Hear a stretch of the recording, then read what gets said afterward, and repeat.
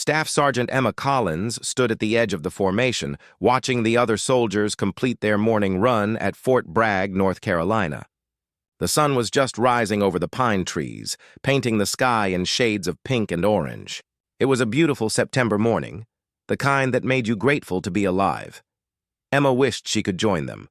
She wished more than anything that she could lace up her running shoes and take off with the rest of her unit, feeling the burn in her lungs and the strength in her legs, but she couldn't. Not anymore. "Sergeant Collins!"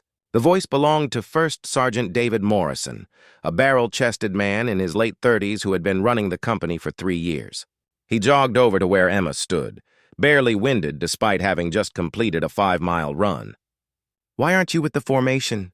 "Medical profile, First Sergeant," Emma replied, keeping her voice neutral. "I've got a permanent running waiver." Morrison's eyes narrowed. "Let me see it." Emma pulled the folded paper from her pocket and handed it over. Morrison scanned it quickly, his expression growing more skeptical with each line he read. "This says you're exempt from running, road marches over 2 miles, and heavy lifting." He looked up at her. "That's pretty convenient. What's the problem? Bad knees? Back trouble?" "It's complicated, First Sergeant." "I'm sure it is." Morrison's tone made it clear he thought she was exaggerating whatever minor ailment had earned her the profile. "Listen, Collins, I don't know how things worked in your last unit, but here we don't coddle people. If you can stand, you can run. I suggest you get that profile reviewed. It's been reviewed multiple times, First Sergeant, by 3 different doctors and a medical board." Morrison handed the paper back. "We'll see about that. In the meantime, you can do an alternate PT event. Report to the gym at 0600 tomorrow. You'll be on the stationary bike while everyone else runs." "Yes, First Sergeant." Morrison jogged back to the formation, and Emma heard him talking to the other NCOs. She couldn't make out the words, but she could guess the content. Another soldier trying to skate out of PT, another person looking for an easy way out. She had heard it all before. Emma had enlisted in the Army 8 years ago, right out of high school in Columbus, Ohio. She had been a 3-sport athlete: soccer, basketball, and track. Running had been her life. She used to do 10 miles before breakfast and not even feel tired. The Army had been a perfect fit. She excelled in basic training, finished near the top of her AIT class, and volunteered for deployment to Afghanistan as soon as she was eligible. She had been good at her job: military police, convoy security, base defense. She had been strong, fast, and fearless. That was before Kandahar, before the IED, before everything changed. Now, at 26 years old, Emma was starting over at a new duty station with a medical profile that made her look lazy and a body that no longer worked the way it used to. She reported to the company headquarters building and found her new office. As the company's administrative NCO, she would be handling personnel records, awards, evaluations, desk work. It was a necessary job, but it wasn't the job she had trained for. Specialist Tyler Rodriguez was already at his desk when Emma arrived. He was a young soldier, maybe 22, with an easy smile and quick wit. "Morning, Sergeant," he said cheerfully. "You're the new admin NCO, right?" "That's right. Emma Collins, Tyler Rodriguez. Been here about a year." He gestured to the pile of folders on Emma's desk. "That's the backlog. The last admin NCO left kind of suddenly, and things got behind. First Sergeant's been on the warpath about it." Emma sat down and surveyed the mess. "How far behind are we talking?" 3 months of evaluations, 2 months of awards, and about 50 personnel actions that need to be processed." Rodriguez winced. "Sorry. I know it's a lot to dump on you first day." "It's fine," Emma said, rolling up her sleeves. "Let's get started." They worked through the morning, Emma quickly getting up to speed on the unit's systems and procedures. Rodriguez was helpful and efficient, clearly grateful to have someone competent in charge. Around 1000 hours, several soldiers from the company filtered into the office on various errands. Emma noticed them glancing at her, whispering to each other. Word was already spreading about the new NCO with the PT profile. One soldier, a private first class named Jake Henderson, was less subtle than the others. "Hey, Sergeant," he said, leaning against the doorframe. "Heard you don't have to do PT. That must be nice." "What did you do, fake a back injury?" Emma looked up from the paperwork. Is there something I can help you with, Private? Just curious how someone gets out of PT, for future reference. The reference is called doing your job and not questioning your superiors, Emma said evenly. Now, unless you have official business, I suggest you find somewhere else to be. Henderson smirked but left. Rodriguez shook his head after the private was gone. Don't mind him. He's an idiot. Got an Article 15 last month for showing up drunk to formation.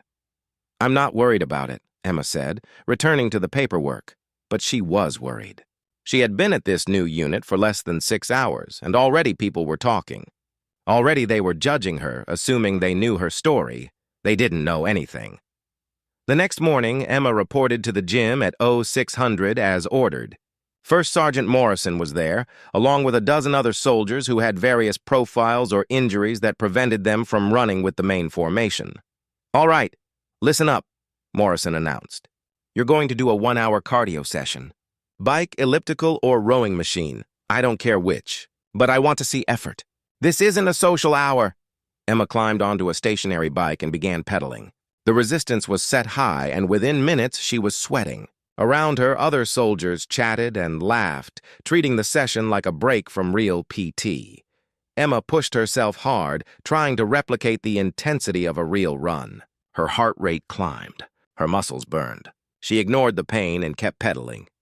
After 30 minutes, she noticed First Sergeant Morrison watching her. That's good effort, Collins, he said grudgingly. Maybe you're not as soft as I thought. Emma nodded but didn't slow down. She completed the full hour, finishing drenched in sweat and breathing hard. As she climbed off the bike, a female soldier approached her. She was a sergeant first class, probably in her early 30s, with kind eyes and a no-nonsense demeanor. I'm Sarah Chen, she said, extending her hand. I run the S1 shop. Heard you're the new admin NCO for Bravo Company. That's right, Emma said, shaking her hand. Also heard you've got a permanent profile. None of my business why, but I wanted to let you know. Morrison's tough, but he's fair. If you do your job well, the profile won't matter. Thanks for the heads up. Chen hesitated, then added, for what it's worth, I think it takes more guts to show up and do alternate PT than to just skip it entirely. Whatever your reason for the profile, you're handling it with class. It was a small kindness, but Emma appreciated it more than Chen could know. The rumors intensified over the next few weeks. Emma heard them everywhere, in the chow hall, at the PX, in the company area. People speculated about why she had a profile. Some said she was faking to get out of PT. Others claimed she had gained weight and couldn't keep up. A few suggested she was pregnant and hiding it. None of them guessed the truth. Emma tried to ignore the gossip and focus on her work. She attacked the administrative backlog with the same intensity she had once brought to physical training. She stayed late every night, working through evaluations and awards, getting the company's records back in order. First, Sergeant Morrison noticed. Collins, he said one afternoon, walking into her office. I just got a call from battalion. They said our admin metrics are the highest in the brigade. Evaluations are up to date, awards are processed on time, and we've cleared our entire backlog. Just doing my job, First Sergeant. It's more than that. The last admin NCO let things slide for months. You fixed it in 3 weeks. He paused, looking uncomfortable. I may have misjudged you. About the profile thing. It's all right, First Sergeant. No, it's not. I assumed you were skating. I was wrong. He met her eyes. I apologize. It was the first time anyone at Fort Bragg had apologized to her. Emma felt a lump form in her throat. Thank you, First Sergeant. That means a lot. Despite Morrison's change of heart, the company's soldiers remained skeptical. Emma could feel their eyes on her during PT, could hear their whispered comments. The worst was Private Henderson. He seemed to take personal offense to Emma's profile, bringing it up whenever he saw her. Must be nice, Sergeant, he said one morning as Emma walked past the running formation. Getting to sleep in while we're out here working. Emma stopped. I'm awake at the same time you are, Private. I just do different PT. Yeah, sitting on a bike. Real tough. Emma felt her temper rise, but kept her voice level. Henderson, I strongly suggest you focus on your own performance. According to your records, you barely passed your last PT test. At least I took a PT test. When's the last time? You had to? That's enough, barked Sergeant First Class Chen, who had been walking by. Henderson, drop and give me 50, now. Henderson hit the ground, grumbling but complying. Chen looked at Emma. You okay? Fine, Emma said. Thanks. That kid's got a mouth on him. Don't let him get to you. But Henderson's words did get to Emma. That night, alone in her barracks room, she looked at herself in the mirror. She looked normal in uniform, fit, healthy, capable. No one could see the scars hidden beneath the fabric. No one could see the titanium rod in her left leg or the pins in her hip. No one could see the nerve damage that meant she would never run normally again. All they saw was a soldier who wouldn't do PT, and they judged her for it. Emma pulled off her uniform and looked at the scars that crisscrossed her left side. The largest one ran from her hip to her knee, a jagged line where surgeons had opened her up to rebuild her shattered leg. Smaller scars dotted her side where shrapnel had torn through muscle and tissue.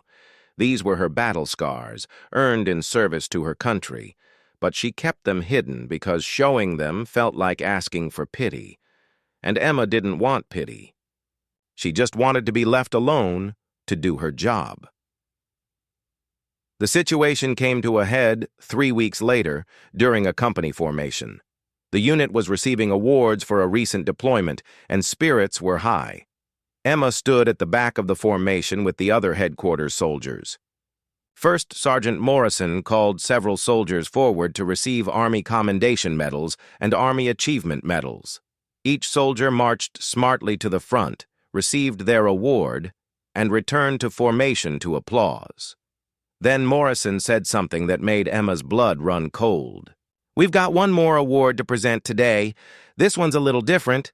Staff Sergeant Emma Collins, front and center.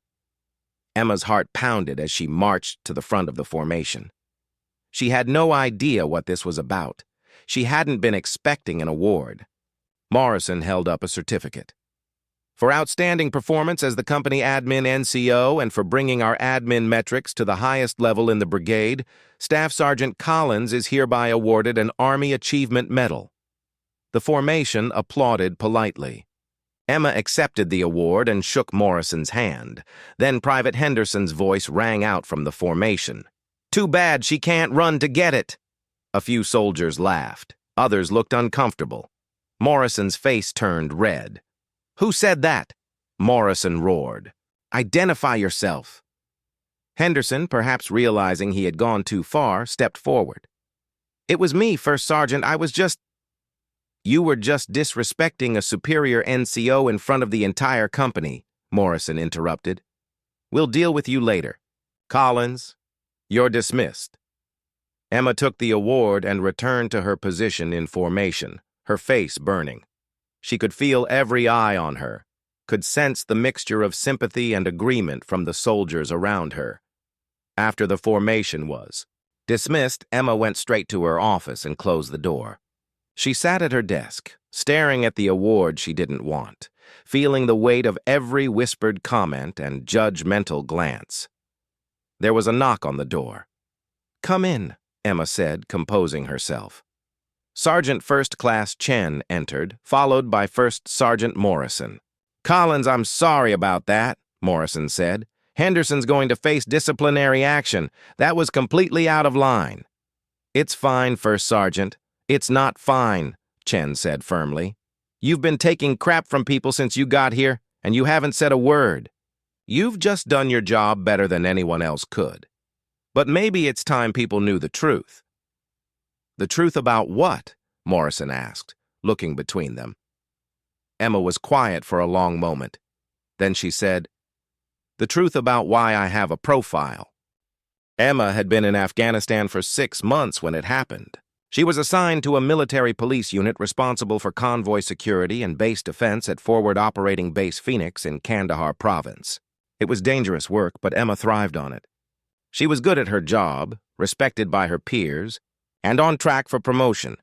On April 23rd, 3 years ago, Emma's life changed forever. She was riding in the second vehicle of a 4-vehicle convoy returning from a security patrol. The day had been routine, a sweep of nearby villages, meetings with local elders, nothing unusual. The sun was setting, painting the Afghan sky in brilliant colors. Emma was talking to Specialist Marcus Green, a young soldier from Detroit who was always making jokes. He was telling her about his plans after deployment, college maybe, or a job with the Detroit Police Department. He had his whole future mapped out. Then the world exploded. The IED was buried in the road, hidden under dirt and rocks. It detonated directly beneath Emma's vehicle, a massive blast that lifted the truck into the air and flipped it onto its side. Emma's memory of the next few seconds was fragmented, the deafening roar of the explosion, the sensation of being thrown sideways, the impact of hitting something hard, pain, immediate and overwhelming, shooting through her left leg. Then silence. Eerie, complete silence, because the blast had temporarily deafened her. She opened her eyes and couldn't process what she was seeing. The vehicle was on its side. Blood was everywhere. Marcus Green was slumped against his seatbelt, not moving. Emma tried to move and screamed. Her left leg wouldn't respond properly. When she looked down, she saw why.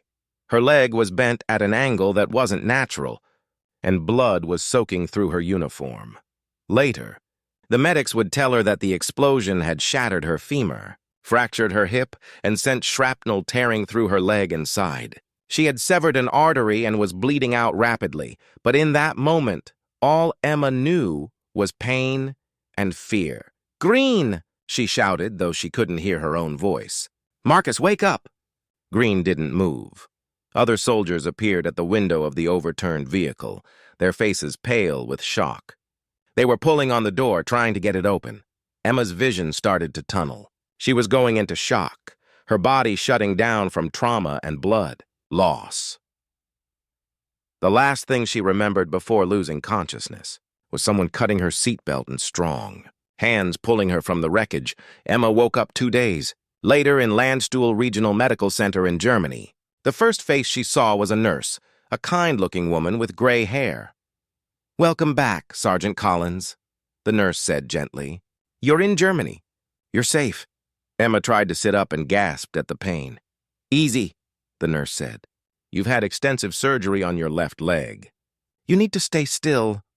"My team," Emma managed to say, her throat dry. "The convoy.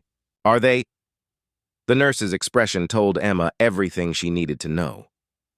"I'm sorry," the nurse said. 3 soldiers were killed in the blast. You and 1 other survived. 3 killed. Emma felt tears streaming down her face. "Marcus Green?" she asked, though she already knew the answer. The nurse shook her head.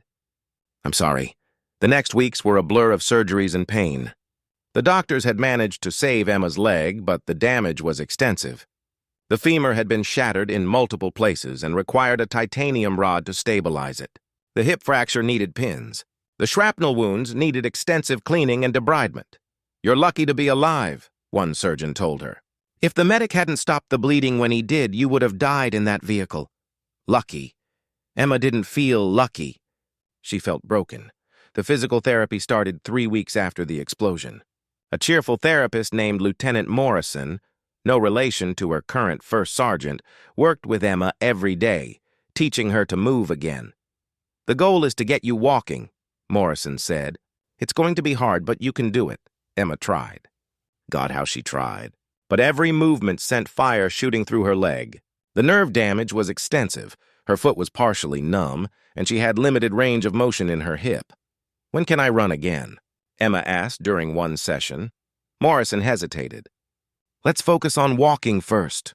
But I will run again, right?" Morrison looked at her with sympathy. "Emma, the damage to your leg is severe. The surgeons did an amazing job, but there are limitations. Running puts significant stress on the femur and hip. With the hardware in your leg and the nerve damage, it's unlikely you'll ever run the way you used to." Emma felt like she had been hit in the chest. "What are you saying?" "I'm saying your military career will probably look different going forward. You'll be able to walk, maybe even hike. But running, jumping, heavy lifting, those activities could cause serious injury or permanent damage. So I'm done," Emma said flatly. "I'm medically retired." Not necessarily. Plenty of soldiers serve on profiles and have successful careers. You just have to adjust your expectations. Adjust her expectations. Emma had always defined herself by her physical capabilities. She was a runner, an athlete, a soldier who could keep up with anyone. Now she was being told that version of herself was gone forever. Emma spent 4 months recovering before being cleared to return to duty. She was assigned to a desk job at Fort Campbell, Kentucky, with a permanent medical profile that exempted her from running, road marches, and heavy physical activity. The profile made her a pariah. Other soldiers assumed she was malingering or exaggerating her injuries. She heard the whispers, saw the looks. No one wanted to work with Profile Ranger, the soldier who couldn't pull her weight. Her company commander, a Captain Brennan, called her into his office 3 months into her assignment. "Collins, I'm going to be honest with you," Brennan said. "You're a good soldier, but having you in this unit is hurting morale. The other soldiers see you not doing PT and it creates resentment." "Sir, I have a legitimate medical profile." "I know. I've seen the documentation. But perception matters. The perception is that you're getting special treatment." He leaned back in his chair. "I'm recommending you for a medical board. I think it would be best for everyone if you took a medical retirement." Emma felt panic rising in her chest. "Sir, the Army is my life. I don't want to be retired." Sometimes what we want and what's best aren't the same thing. Emma left that meeting feeling more lost than she had since the explosion. She had survived the IED, survived the surgeries, fought through months of painful physical therapy, and now she was being pushed out because she made other people uncomfortable. That night, she called her mother. "Baby, maybe he's right," her mother said gently. "Maybe it's time to come home. You've given enough to the Army. I don't want to give up, Mom." "It's not giving up. It's being realistic about your limitations." But Emma couldn't accept that. She loved the Army. She loved serving, and she wasn't ready to let go, even if her body couldn't do the things it used to. She decided to fight the medical board recommendation. She requested a different assignment, something where her profile wouldn't be as visible. After weeks of paperwork and phone calls, she was offered the admin NCO position at Fort Bragg. It was a fresh start. A chance to prove she could still be valuable to the Army, even with her limitations. Except it hadn't been a fresh start at all. The whispers and judgment had followed her here, too. Now sitting in her office at Fort Bragg with First Sergeant Morrison and Sergeant First Class Chen, Emma made a decision. She was tired of hiding. Tired of letting people think the worst of her. Tired of carrying the burden of their judgment alone. "I have a profile because I was injured in combat," Emma said quietly. 3 years ago in Afghanistan, ID attack. Killed 3 soldiers in my convoy, including my best friend." Morrison's expression changed immediately from frustration to something closer to horror. "Collins, I didn't know." "I know you didn't. I don't talk about it." Emma took a breath. "The explosion shattered my femur and fractured my hip.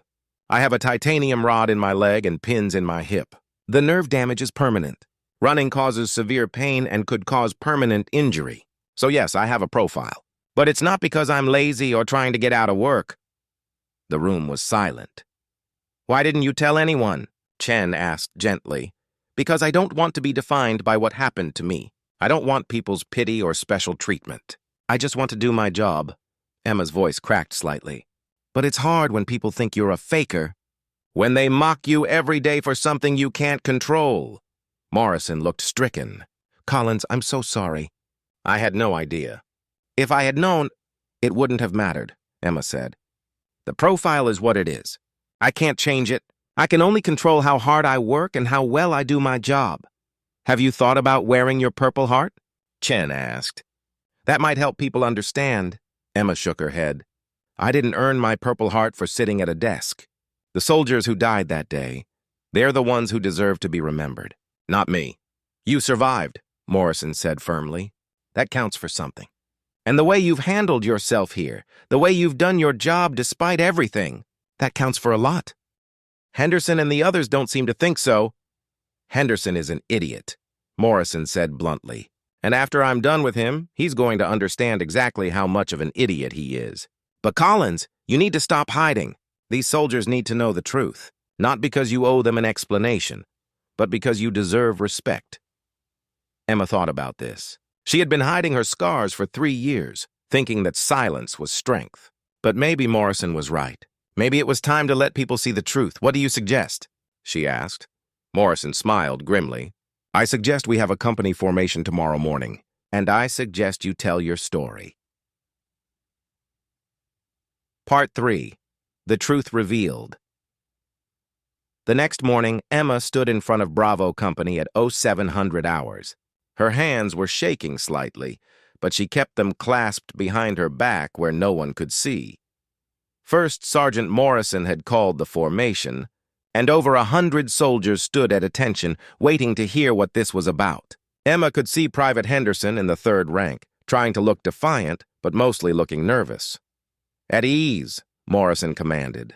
The formation relaxed into parade rest. Yesterday something happened that made me realize we have a problem in this company, Morrison began.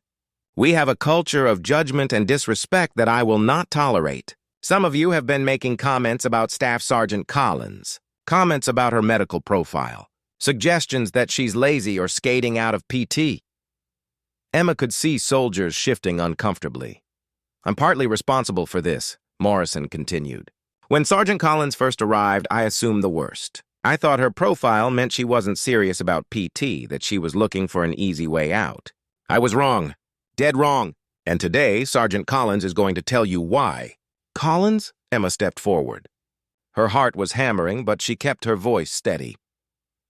3 years ago, I was deployed to Afghanistan as a military police officer, she began. On April 23rd, my convoy was hit by an IED. The explosion killed 3 soldiers, Specialist Marcus Green, Private First Class Jennifer Wu, and Staff Sergeant Thomas Parker. They were my friends, my teammates.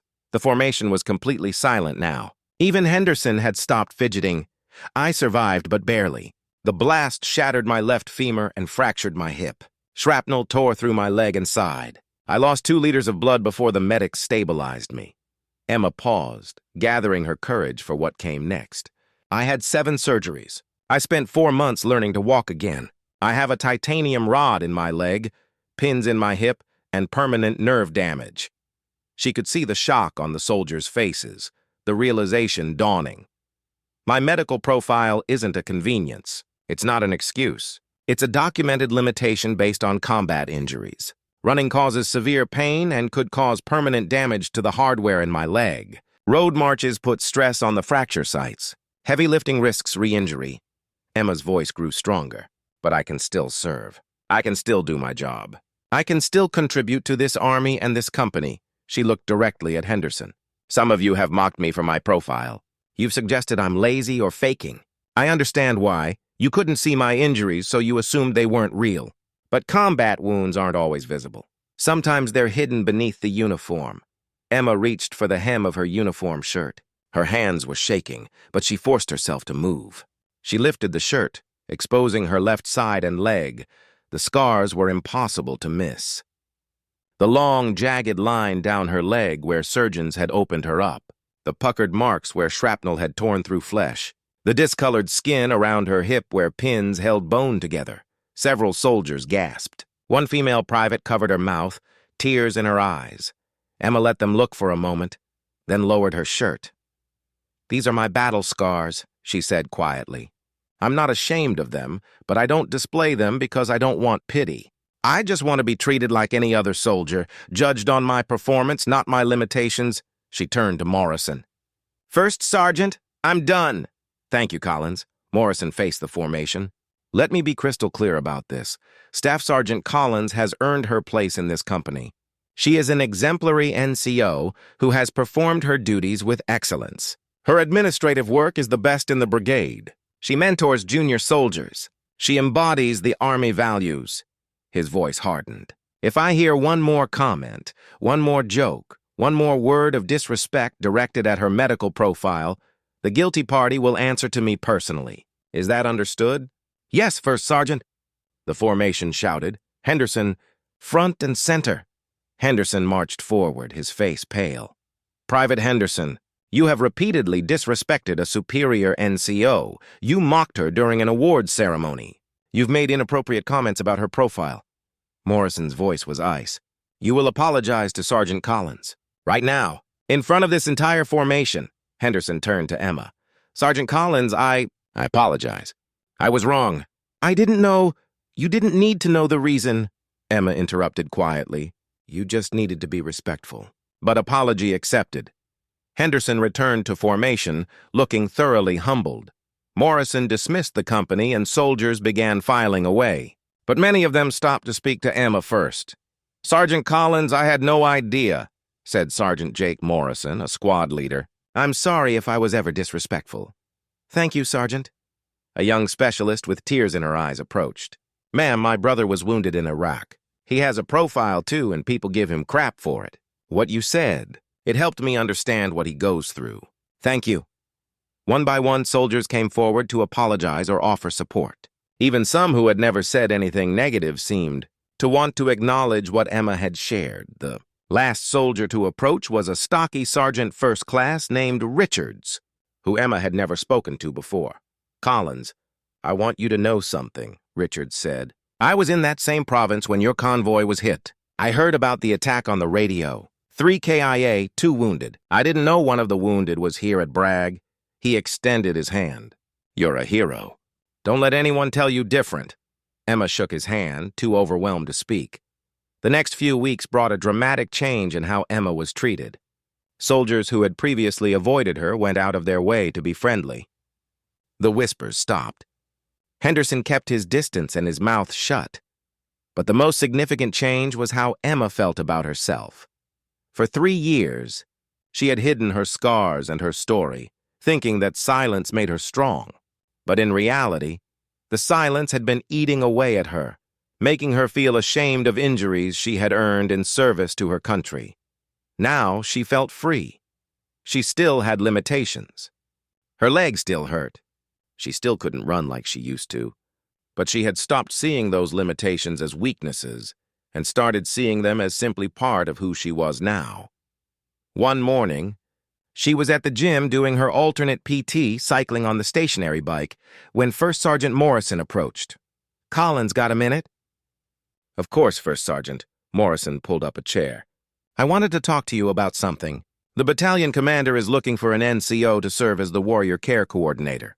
It's a position that helps wounded soldiers navigate the medical system, connects them with resources, advocates for them during medical boards. Okay, Emma said cautiously. I recommended you for the position. Emma stopped pedaling. Sir, I'm doing well here in the company. I don't need a special assignment. It's not a special assignment. It's a critical mission that requires someone who understands what wounded soldiers go through, someone who's been there and come out the other side. Morrison met her eyes. You could help a lot of soldiers, Collins. Soldiers who are going through what you went through. The pain, the frustration, the feeling that their career is over. Emma thought about the months after her injury, how lost she had felt, how alone. If she had someone who understood, someone who had faced similar challenges, it might have made all the difference. I'd be honored, First Sergeant. Good. You'll start next month. In the meantime, keep doing what you're doing. Morrison stood to leave, then turned back. Collins, I need to say something. When you first got here, I thought you were the problem, but I was the problem. I judged you without knowing your story. That was wrong, and I'm sorry. You've already apologized, First Sergeant. I know, but I don't think you understand how much your courage has impacted this company. You showed these soldiers what real strength looks like. Not physical strength.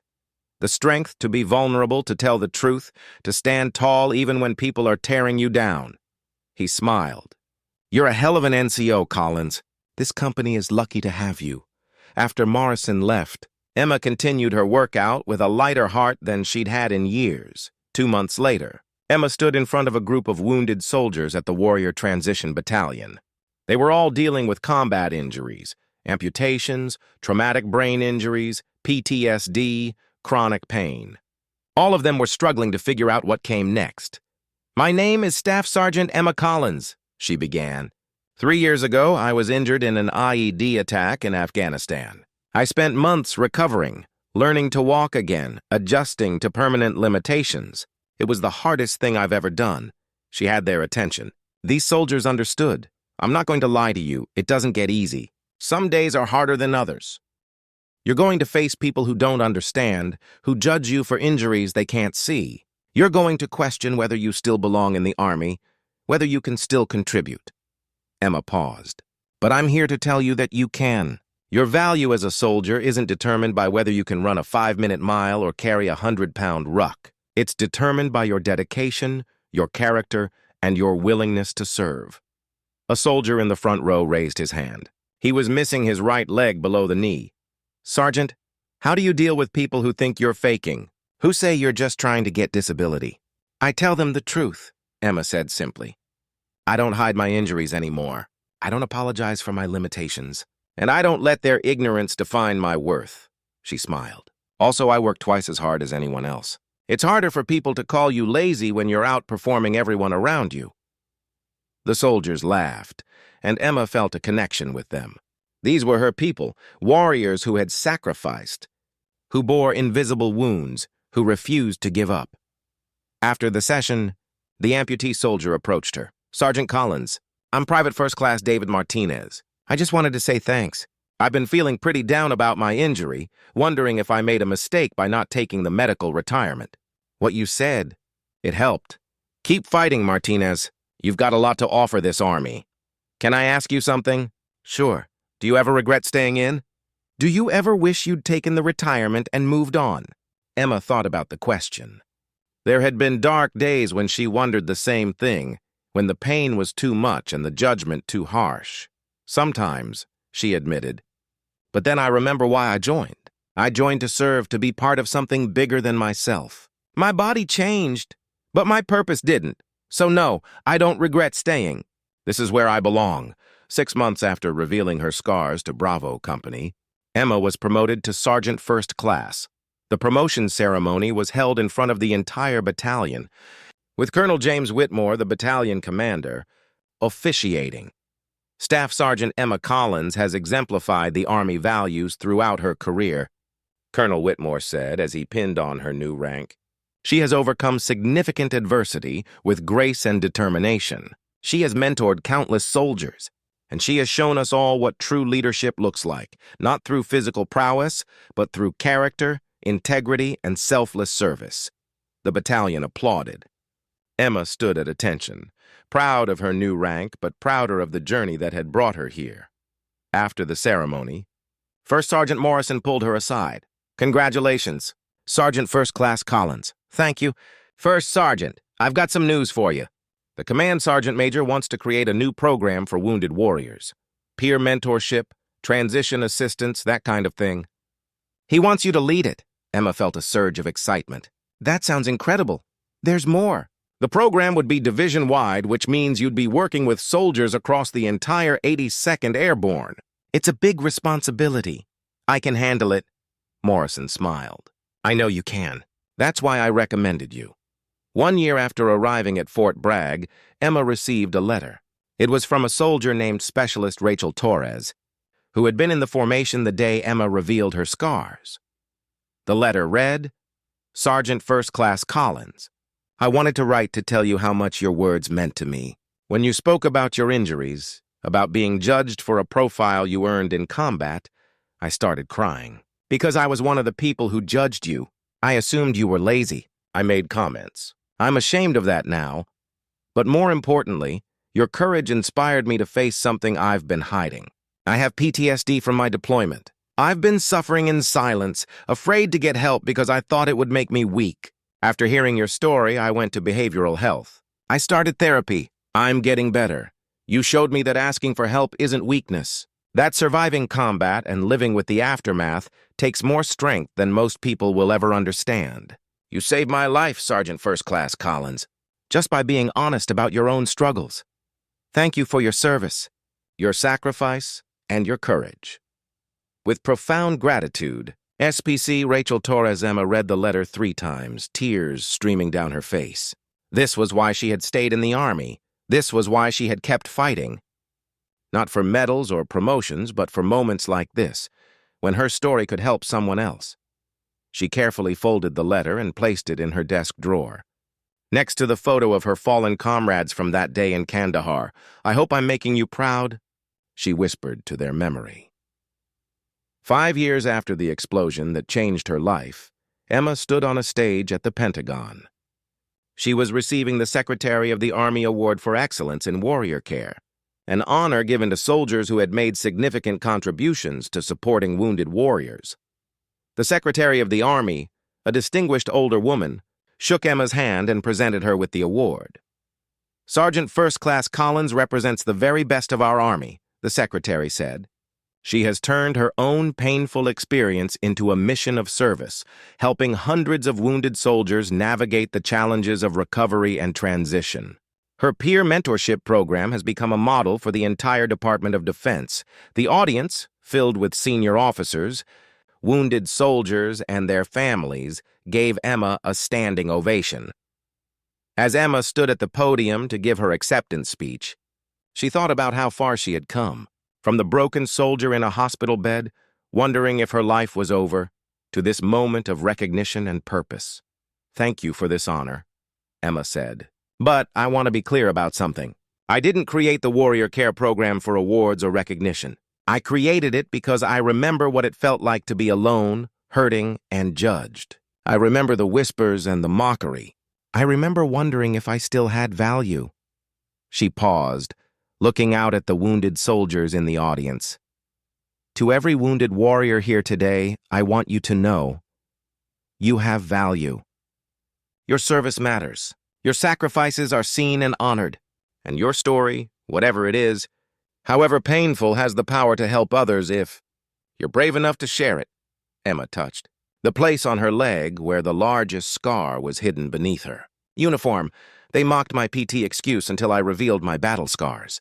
But the scars were never the excuse. They were the evidence of service, sacrifice, and survival.